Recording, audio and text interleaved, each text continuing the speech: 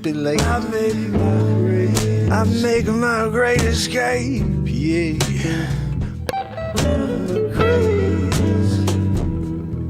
So tonight we got some real estate stories for you. Some horror stories. I was having a conversation with one of my good friends. And I started going into a couple of the, I guess, horror stories you would say I've dealt with over 15 years. And he said, you know what, Mark? He said, I can listen to this all night long. You should do a show just talking about these exact stories. So, that's what we're going to do tonight.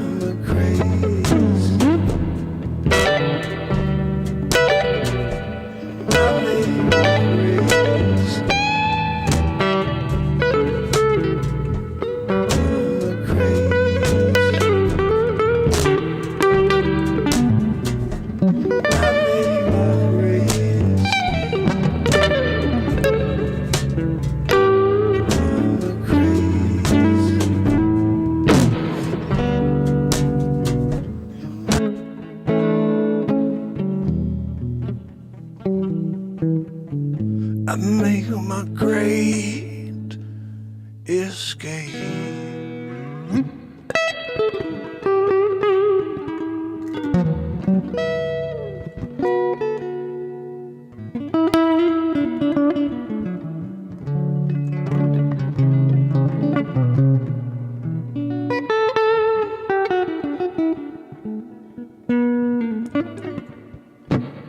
How's everybody doing tonight? So, typically we would start with this song, which is Something to Live For, which I'm going to throw in lightly in the background. Hope you guys are enjoying the start to this show. It's a little different than usual.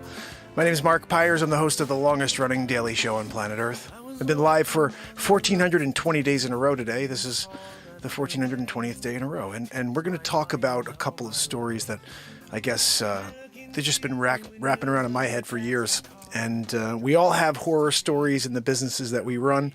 And tonight we talk about the real estate stories. You know, it's interesting because my friend thought that it's like this amazing job being a realtor. I was like, oh, it's the best job in the world. You know, you get to go look at houses. And, you know, I realized there's a misconception.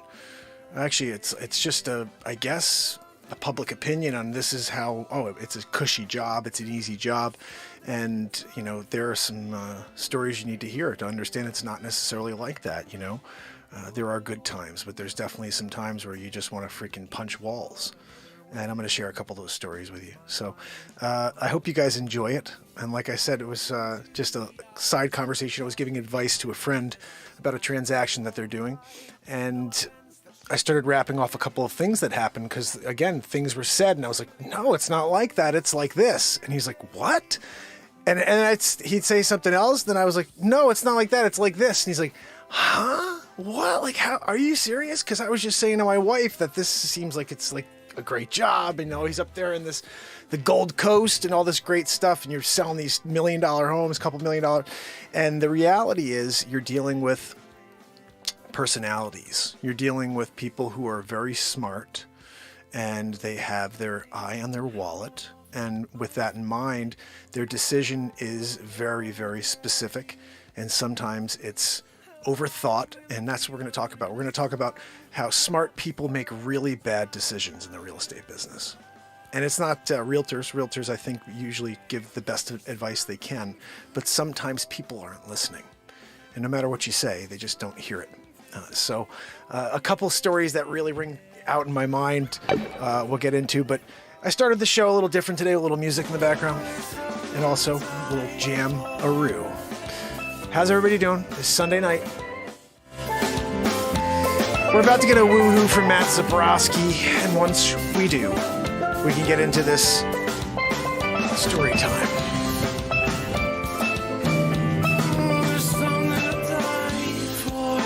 Something to live for. I love this song, guys. Something to die for. Oh, won't you give me more? Hey, so many perfect ways to spend your days. It hit me. Oh, wow. Something to live for. Yeah, yeah, yeah. There's something to die for, yeah, yeah. There's something to live for, yeah, yeah. Something to die for, yeah, yeah. There's something to Matt Zabrowski, it's your turn to step up to the plate and hit a friggin' home run. Woohoo time. Woohoo! Right? You know, sometimes he brings it. Zabrowski brought it tonight. 9.2. Yeah, Grammy worthy. He goes, Grammy worthy? Yeah, of course Grammy worthy, buddy. You know. No, Joanne, your woohoo is absolutely Grammy. If they were doing a Grammy for woohoos, and then also with like the wheeze, like if you had, it was a wheeze, you know, specific category, you'd win every time because you're the biggest wheezer on planet Earth. Anyway, guys, we're doing it. It's Sunday night. I hope you're doing well. And we're going to talk about a couple of stories. So, in general, I just wanted to share how this is basically how most of these things came up. The question that came up is, do you think this seller that I'm trying to buy a house from will be negotiable on their price? Based on these couple of things I know, do you think that they'd be willing to come down on their price to this number?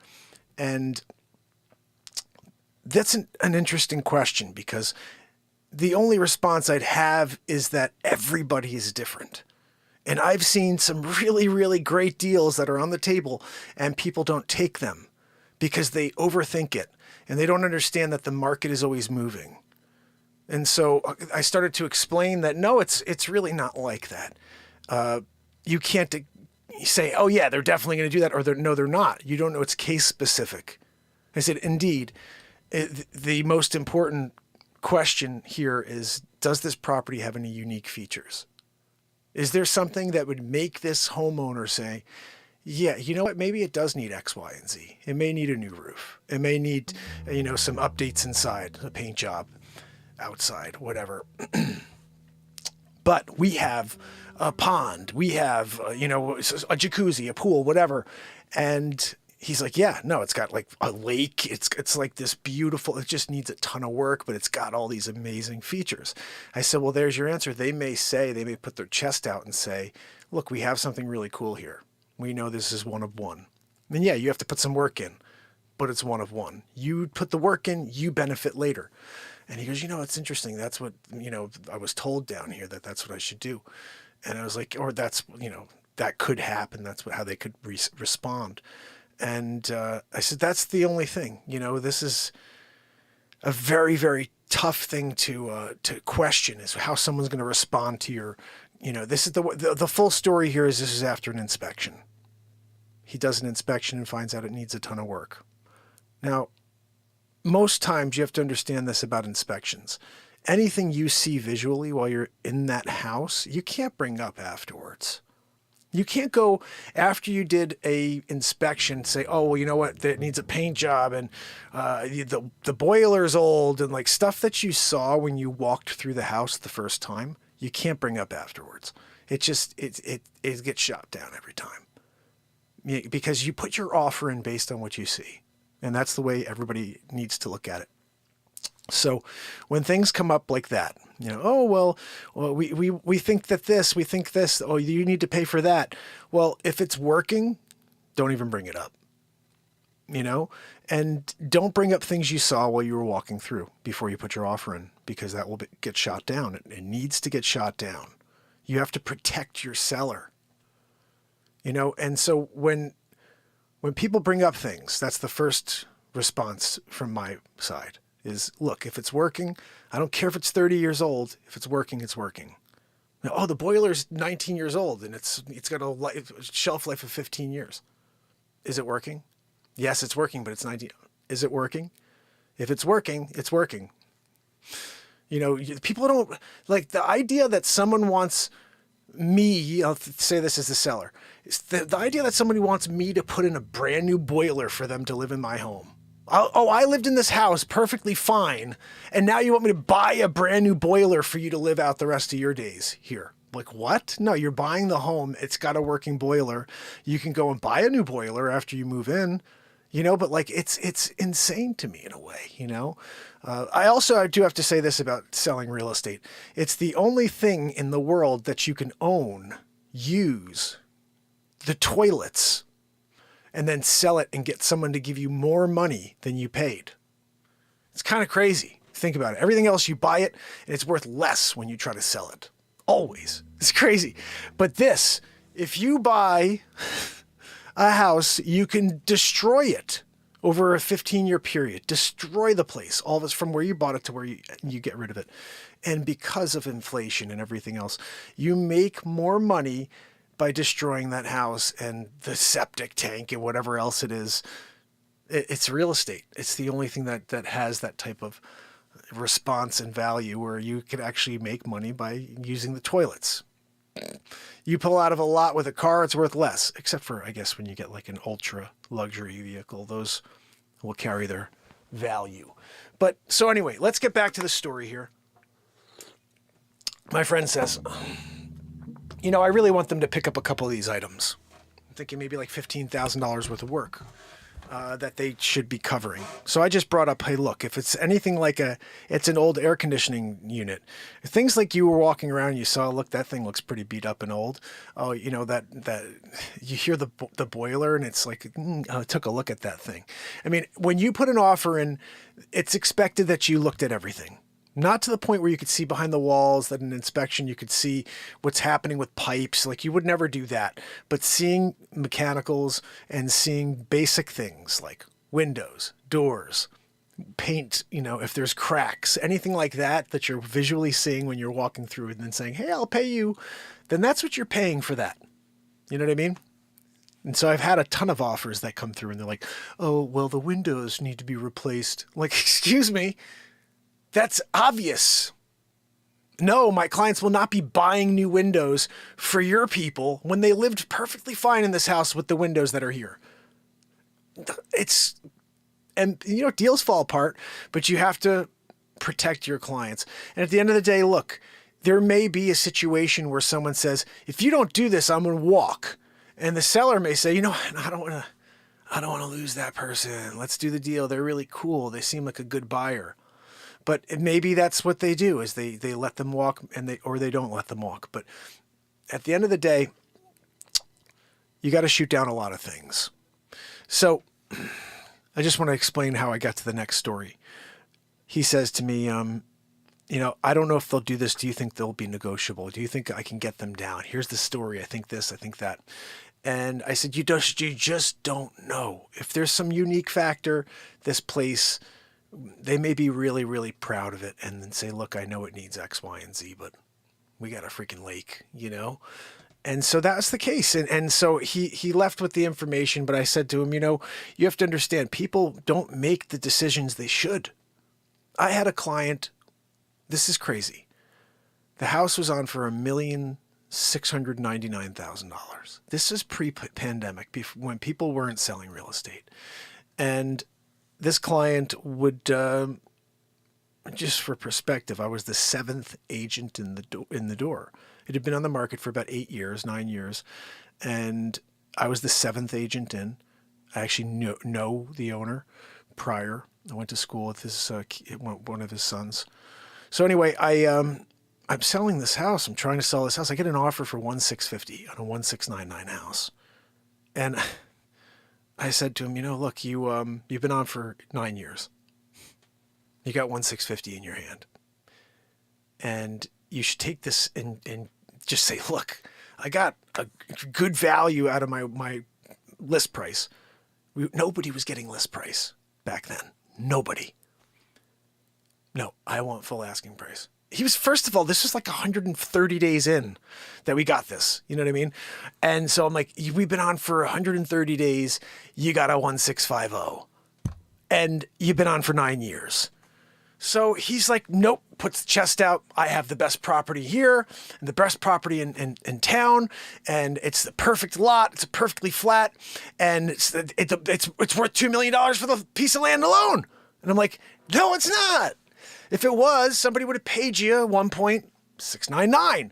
But so we have $1,650 in our hands. And he says, no. He says, nope, they've got to come up to $1,699. So I got to go back to this agent and say, look, I don't know. I'm sorry. Can you come back with something? Because he didn't even counter. This is the other problem. You never be the one to cut off negotiations. Ever. You want to be the last one to speak. You never cut off negotiations and say, I'm done. You always throw it back in their court and let them say something. So when he said no, these people went and bought another house. So like a week and a half later, I get a call. Hey, so how's that buyer? Where's that buyer at? That freaking buyer went and bought something because you didn't use your mind. And this is the thing. Super smart guy. This is the thing. People who are very bright make very, very bad real estate decisions. I don't know why. I think I know why. I think most people who are very, very successful are analytical. Too analytical when it comes to real estate. Real estate, you jump first and then you decide later. People don't understand this. In finance, you do all your work first and then you transact. In real estate, it's the opposite. You put the offer in and then you do all your research. If you don't like what you see, you freaking walk away. So you understand, you don't really close on it until you've done your research, but you secure the property first. I've seen too many people that want to do the research. Oh, I want to look into the property. I'm going to go to town hall and see what I can do and what I can't do. By the time you get to town hall, there's 3 offers on the property and you didn't have a chance to own it. Get the property, secure it, take your 7 days, do your research, sign your contract, and you buy. Or you walk, but you get the secured property first. This is the thing I just want to really express to people.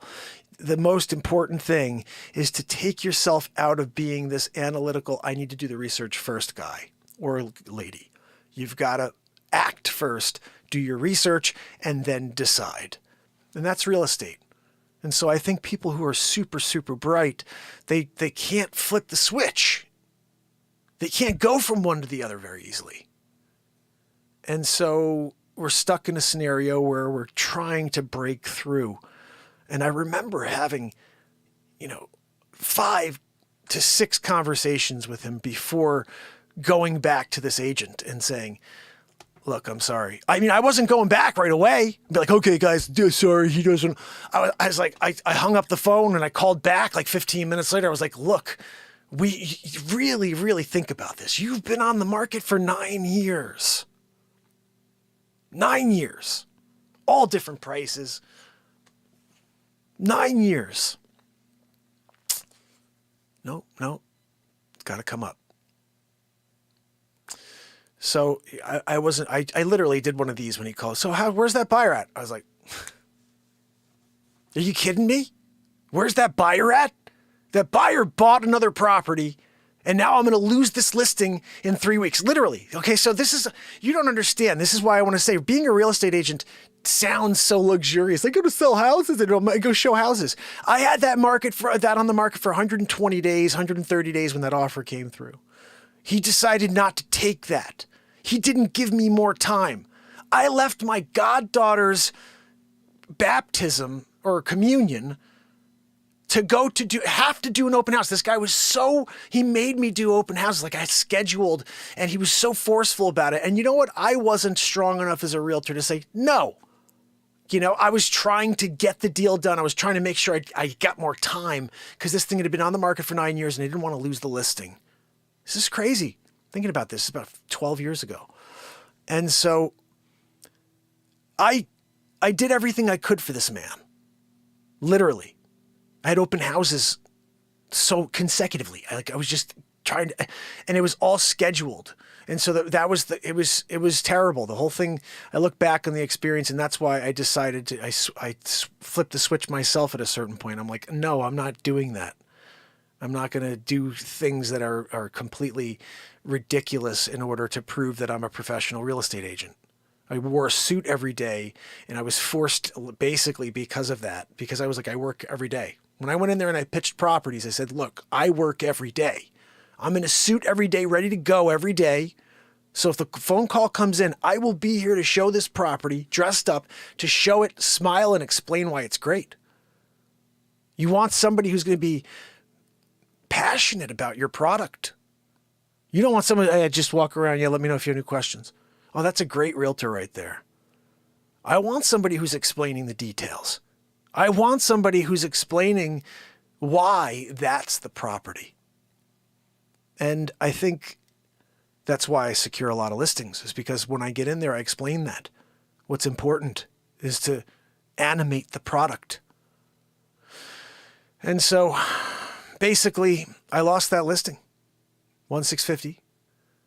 He says no. Calls me back a week and a half later and says, hey, so where's that buyer? Are you freaking kidding me? I yelled back. I was like, are you kidding me? I was like, that guy, they bought something. I was like, you can't do that. They have kids. They're trying to move in for school. All these things are going on. You cannot delay and be like, oh, maybe they'll come up. You didn't even respond to their offer. There was no counter. You cannot cut off negotiations and then expect that there's going to be a deal. And so we lost it. I lost the listing.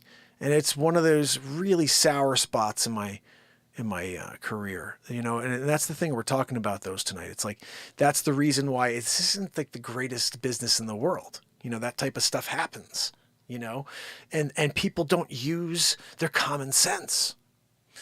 Another really, really crazy thing that happened. This is just against how you need to be able to put the time in, be willing to put the time in, and do what's necessary for your clients. I had another client that I worked with for 5.5 years before they bought something. And the only reason why I got to that one is because I told him I'm closing with a client in a week and a half that we worked together for 3.5 years. And he was like, what? 3? I was like, dude, I worked with someone for 5.5 years before. And this is the thing. He's like, why weren't you just like, get it done? Like, buy something already. Why don't you guys buy something already? And I said, no. I said, that's not how I work. I said, I will show everybody a home until they feel like that's the home for them. I said, not to mention, it's 2 people that need to make a decision. You got a husband and a wife making a decision for their family. You can't force that. And yeah, you know what? I'd love to have purchased many of the properties that we went after along the way. But you know what? Cove happened. And that was crazy. People couldn't get properties because everybody else was gazumping with cash and going up to crazy numbers. So regardless of that, I don't fire my clients. I know some agents that do. I don't have time for this. You're not going to buy something. I have to, just go work with someone else. What? No. I work with my clients until they find something. I'll show them everything, and I don't force them to buy. I say, look, when you feel it's right, I'm going to fight for you to get that property. I'm going to do everything I can. I'll share what I believe is the right information, and you have to decide how you want to proceed. But again, that's when people decide some things are like, they start to hold back. You never want to hold back when you really want a property. You go after it.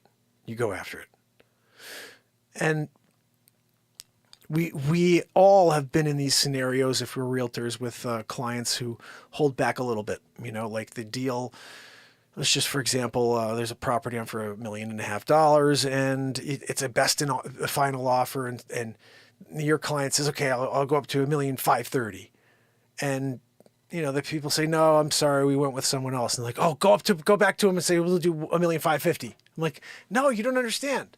When they say best and final, you should have went with $1,550,000 to start, and you may have had the property.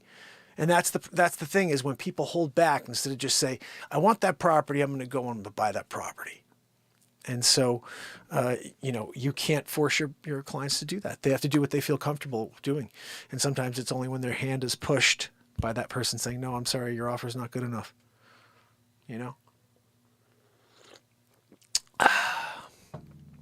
So the business, I've also had some clients who went out the first time and they bought. So got that too. I've been doing this for 15 years. So I've seen it all. I've been a part of it all. And tonight we're just talking about some of the crazy things that have happened along the way. I had a listing in, that was 2 properties in 2015 and a cumulative, it was like $37 million worth of property. It's crazy. One of them was on the water in Greenwich, Connecticut. The other one was in New Canaan. I had it on the market again recently. But it was very tense year.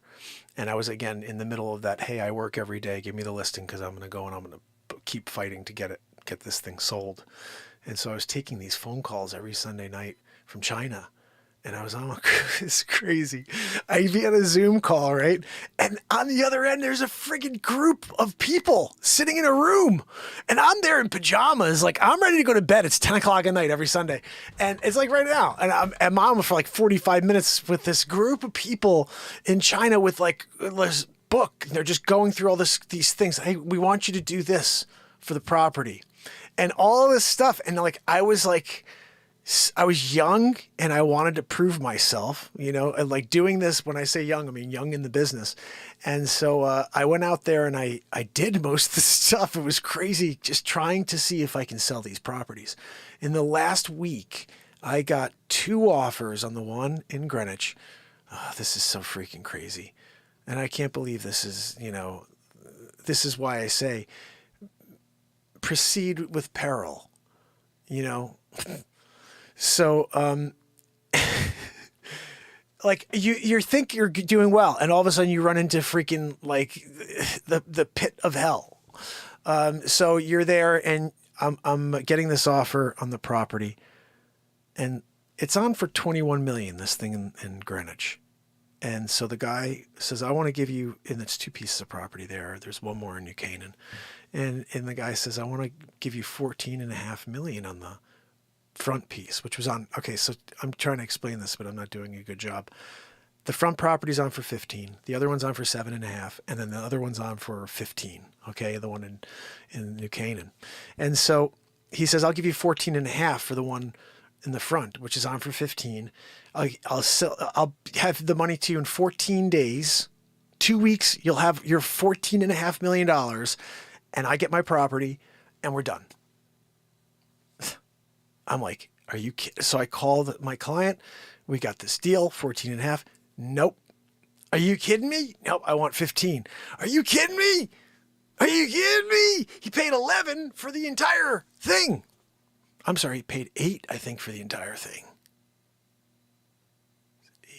I think it was 11. He paid 11 for the entire thing. So he's got 14 and a half. I'm like, okay, look, you paid 11, you got 14 and a half, and then you still got the 7.5 million on the side over there. So I finally talk him into saying yes to the 14 and a half. The attorney grabs it. And for some freaking reason, and this is where I know, like, the cards are stacked against some of us. The attorney puts this thing called something called a view easement. And so I get a call from the other side, from the other agent. Oh my goodness. I get a call from the other agent, and he says, look, we're not doing the deal. I'm like, what are you talking about? He's like, yeah, they put some view easement in there, and my client doesn't like it. He's not paying $14.5 million so he can't build on a certain area of the property. And that's what a view easement is. It says that you can't build on a certain piece of this property because we still have this one over here that we may build on, and we don't want you to affect our view. Because this one had a view to like New York City and everything. It was like crazy. And it's right on the water. And so basically he puts this view easement in without telling me. They don't tell me they're doing this. They do this and they put it in there. They kill the deal. And then I call and I say, excuse me, have you been to the property? He's like, no, no, not really. And I was like, there is like a forest between the two properties of trees. Most of it's on the main property. So a view easement, what does that do? When he's not going to cut his trees down so you could see.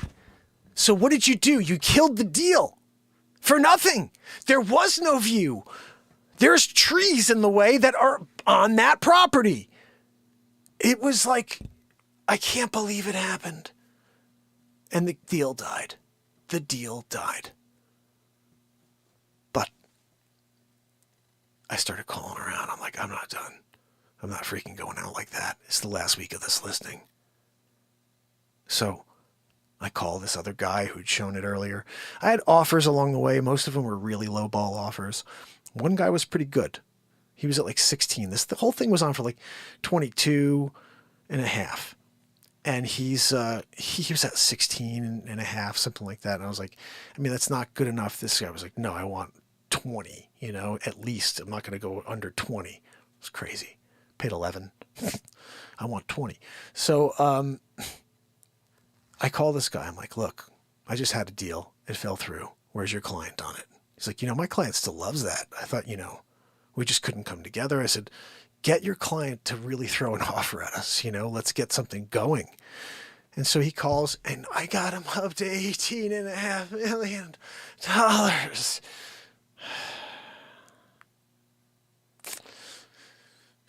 And he said no. 18.5 million. And then I lost the listing. That's this business. You do the work. You get an offer in someone's hands. And they say, you know what? Let's play agent roulette. Let's just freaking roll let's put another round in there and see what happens. Let's see if it blows this. We sell it, or, we just throw another one in there, and it's crazy. Remember the first one? I was the 7th agent in. Do you know what's still on the market? That one I was telling you about where I was the 7th agent in, that one's still on the market. Not even joking. That was 2011. That was 2011. And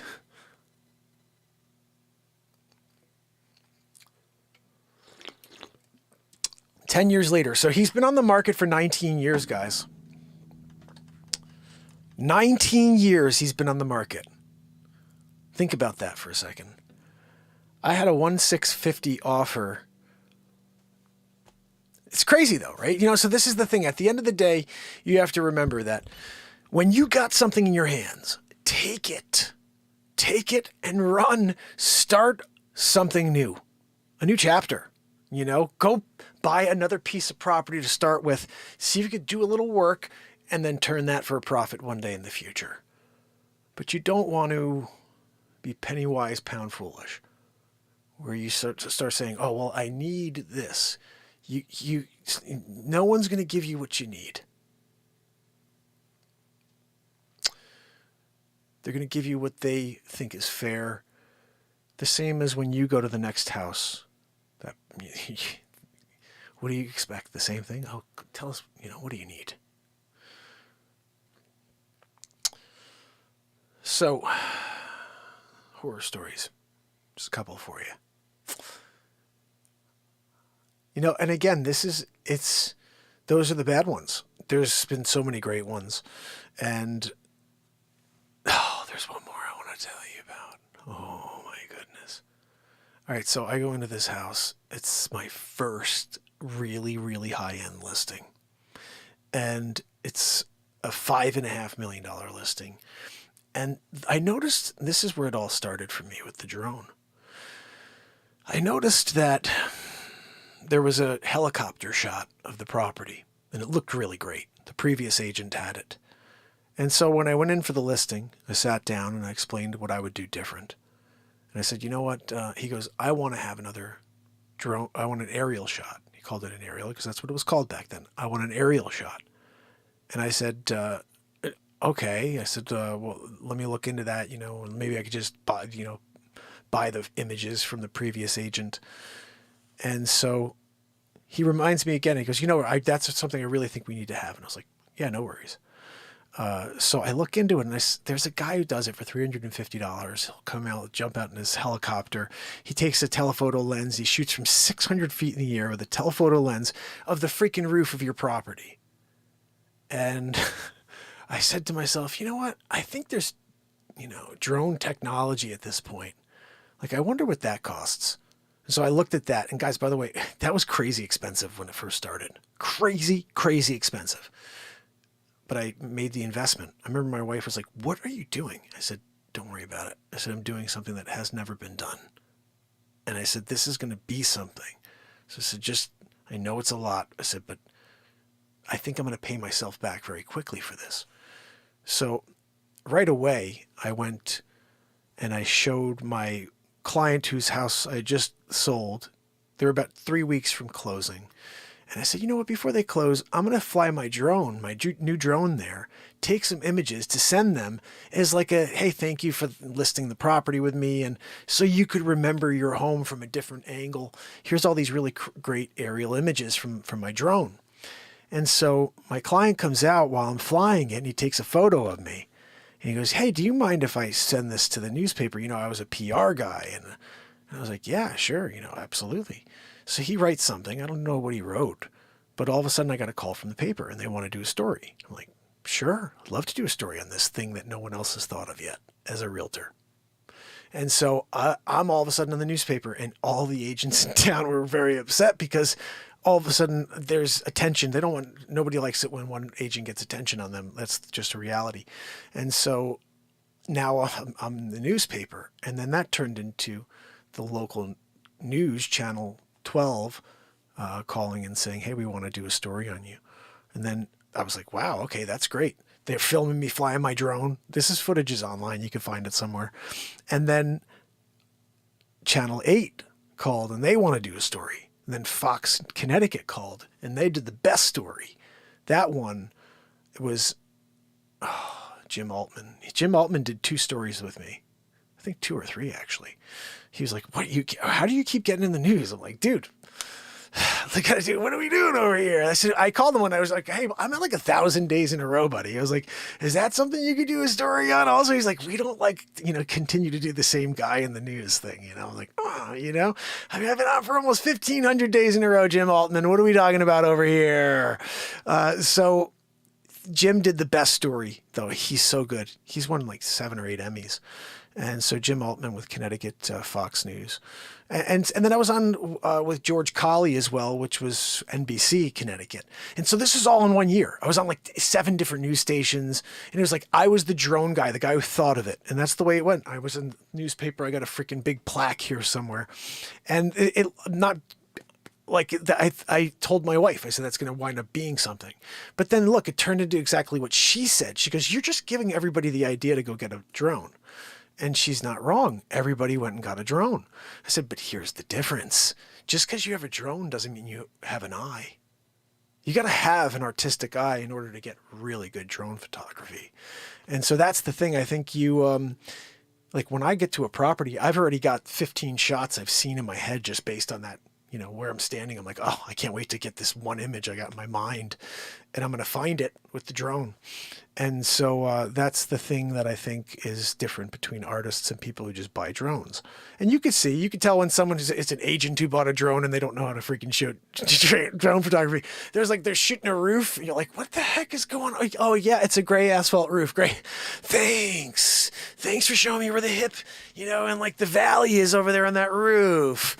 Oh, cool. Look, there's some shrubs, you know, like it's on an angle, you know, but that's, I think when you get really great drone photography, it's because the operator has really, really got a good eye, you know, and I know a couple of phenomenal, you know, photographers that they shoot amazing photography, with the drone, with their regular camera.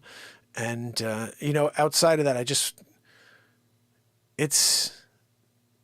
it's a crazy thing that I start to uncover all of these things. But I get this idea to get the drone. I go back, I said, look, okay, I'm not only going to shoot your property once, I'm going to keep shooting it. So I go in there, and we told this gentleman at the very beginning that it's a $4.5 million property. He wanted 5.5. And so it was crazy, but like another deal where just a grumpy, terrible, you know, like experience where no matter what you did, there was just like no appreciation on the other end. And it wound up selling like 3 or 4 agents later for $4.5 million. It's crazy. It's like when you get it right, you get it right, you know, but it's like 4 years, like 2 years, 3 years later, whatever it was, it sold for exactly what we said when we sat at the table. And I think that's just interesting because people sometimes just don't get it. Final story. This is one of the best stories. We're going to finish with a positive one. There's a property in Easton, Connecticut, and I was referred in, you know, by somebody. And I'm sitting down with this client the first time, and she was so awesome. She had a great smile. She was really, really friendly. And I had this big stack of stuff, and I'm there. My manager's there with me, and I was like, oh, just in case. I don't know. I was a newer agent, maybe like a year or two in, and I said, you know, you come with me because I don't really know if I need you, but just join me. And so he came. He's there by my side, and I go in and I just start chatting with this homeowner, having the best conversation ever. Like, so it was the best. Like, she and I were hitting it off. Like, her husband, they'll play golf. And at the time I was big into golf. So we're talking about that and we're laughing about things. And it was a really, really great energy. And so at a certain point, I broke the complete conversation. I go, what are we doing here? I said, why don't we just, like, here's the paperwork. I was like, let's just sign, let's go to work. I said, obviously we like get along. Like, I said, do you really want to go through all this stuff? And like, I said, the most important thing is who you're working with. Everybody offers an experience in order to sell your home. But at the end of the day, you have to work with an agent. You have to work with one person. And who do you want to spend that time with? I think we could tell that we really get along. And she goes, you're right. I don't want to look at that crap. She goes, where's the paperwork? And I literally signed it within like that conversation. My manager did not say one word. We walked out of there. He goes, holy freaking, he goes, I've never seen that before.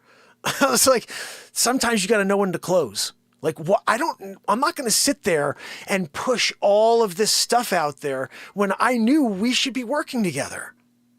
And so getting that to actually occur was probably one of the best real estate stories ever. And I don't know if it's my old manager at this point, but I don't know if he ever remembers or talks about that. But I think he was at the time, I remember he just kind of jaw dropped, you know. And it happened another time too, where I went in on this is crazy. I went in on a $4 million property right on the water in Darien, and he brought me in. And he was off that day. It was weird. I never saw him. Like, he just wasn't coming together, and he wasn't able to get out what he usually does. And I'm sitting there and I'm like, he's usually knocking out all the data and everything. He was looking down at and I go, what the, and all of a sudden I just stepped in and I go, and whatever it is, I just took off and I went full force. This is what I'm going to do different for you guys. I said, I'm going to shoot a freaking property video here. And I said, I'm going to have this. And I had all this these great ideas for what I was going to do for the property, a 3D tour. I used to do this thing called the Matterport. I was the first person to do the Matterport in the Northeast as a realtor. And then I stopped doing it because it was crazy expensive to pay for the actual models for it. And so, but I did it first because I thought that was going to get me another news story. It's crazy. I was like, no one's done that yet. I'm doing it because that's going to be front page news. And of course they were like, my news. Oh, this is crazy. My old company was like, well, we don't want to put that out yet. We don't want, I think they didn't want me to get too much attention. It was really weird. And all of a sudden they kind of put their brakes on it. They're like, you know what? Let's not tie it to the drone thing.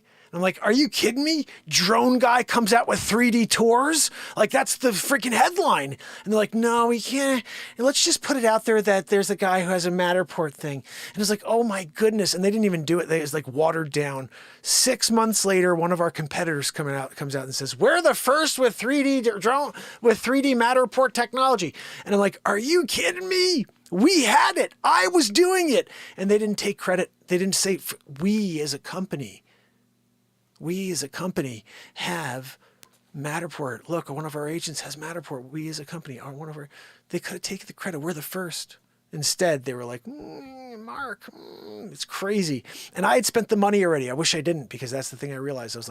I jumped first on that one because I was like, this is such a breakthrough idea. It clearly was, because the competitor came out with a story and they blew it out and really got some good press for it. And so that was something that really bothered me about doing this extra stuff, you're always trying to create a new experience for your clients, something different, something better.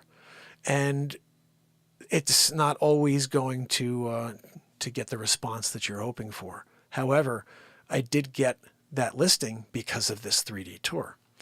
And I wanted to just say that was another experience where I went in there and I was able to close those people and step in and just let something happen, magical happen. And all of a sudden I walked away and secured the listing. Oh man, that was another one that freaking kills me. This is the ultimate of horror stories now that I'm thinking about it. This is nuts. I can't believe I'm getting into all the terrible ones, weaving in.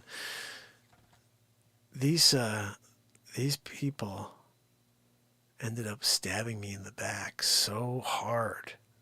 It's one of the craziest ones. They had a neighbor from hell. This is one of those stories where the neighbors hated each other, and the neighbor's a realtor. And they're like, we do not want to use that agent. And we don't want her to be on the other side of the deal. We don't want her to collect any money for this house. I don't want to even sell the house to any of her buyers. And I'm like, all right.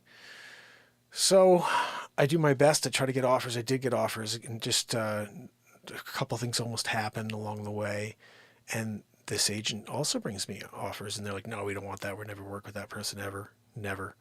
There's no way in hell that we'd ever work with that agent. And so I'm like, okay, yeah, no problem. Man, I literally had many, many things going. And at the end of the year term, when there was the night before, I had a conversation at 10 p.m. and they're like, we love working with you. We love working with you. And we can't wait to get this thing sold, send the paperwork over, or we have the paperwork, we're going to sign it and send it over. We're expiring in a day or two, and we love working with you. We're going to sign the paperwork and send it over tomorrow. And it's awesome. I can't wait. I can't wait to finish this process. As you guys know, I would go there and shoot photos and send it to her because she was really kind of a very energy specific person and wanted to connect with the house, which was on the water. So I'd take photos at sunset randomly and send them to them. And it's I was doing so much above and beyond that anybody would ever do. I went there and I recorded music in the back, right on the water. I should find some of that for you guys. And so at the end of the day, I'm there and I get a call the next morning. And they're like, we're not going to follow, we're not going to sign, we're not going to do a deal, we're not going to extend. And I was like, what?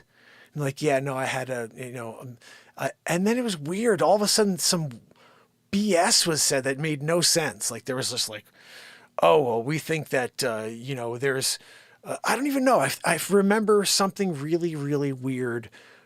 Like, again, there was energies that were always talked about.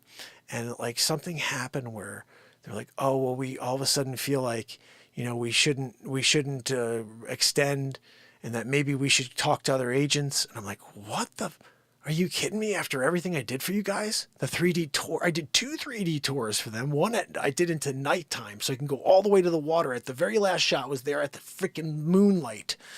And it was nuts. It was the only one that you could ever do because they made it too sensitive after that. You couldn't go indoor to outdoor at night ever again. But I had one and it was theirs. And I did all that stuff. And then they were like, I think we need to talk to other agents. And I was like, how could you? I brought you guys multiple offers. You didn't want to say yes to any of them.